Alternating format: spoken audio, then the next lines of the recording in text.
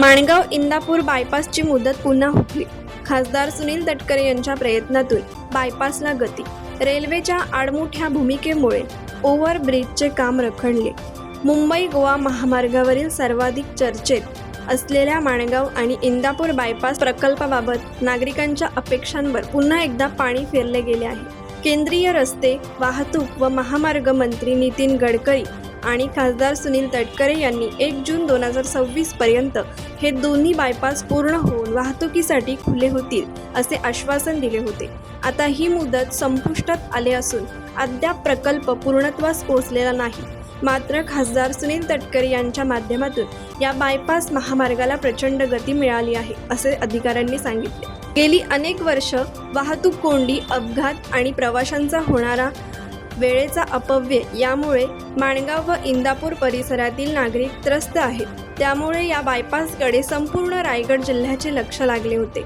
परंतु प्रकल्पाच्या अंतिम टप्प्यात कोकण रेल्वेवरील ओव्हरब्रिजच्या कामात निर्माण झालेल्या अडथळ्यामुळे संपूर्ण काम रखडल्याची परिस्थिती निर्माण झाली आहे। प्रकल्पाच्या बहुतांश कामांना आता अंतिम स्वरूप आले आहे। बायपासवरील रस्ते, काळ नदीवरील पूल तसेच इतर महत्त्वाची नागरी कामे जवळपास पूर्ण झाली आहेत।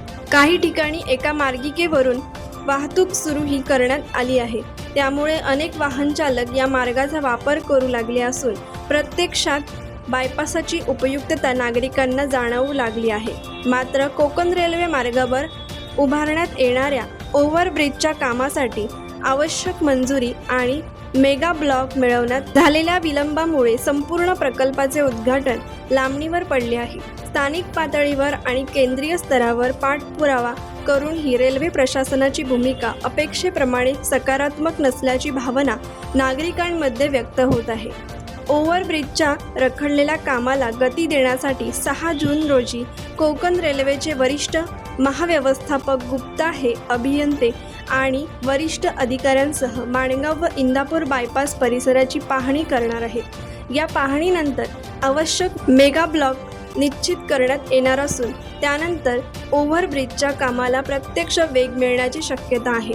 प्रशासनातील सूत्रांच्या माहितीनुसार पाहणी आणि तांत्रिक प्रक्रिया पूर्ण झाल्यानंतर पुढील 1 ते 2 महिन्यांत दोन्ही बायपास वाहतुकीसाठी पूर्णपणे खुले होऊ शकतात। बायपास सुरू झाल्यानंतर शहरातील वाहतुकीवरील ताण मोठ्या प्रमाणात कमी होणार असून स्थानिक नागरिक, व्यापारी, विद्यार्थी आणि प्रवाशांना मोठा दिलासा मिळणार आहे। रेल्वे प्रशासन, राष्ट्रीय महामार्ग प्राधिकरण आणि संबंधित यंत्रणांनी समन्वय साधून उर्वरित काम तातडीने पूर्ण करावे अशी जोरदार मागणी परिसरातून होत आहे।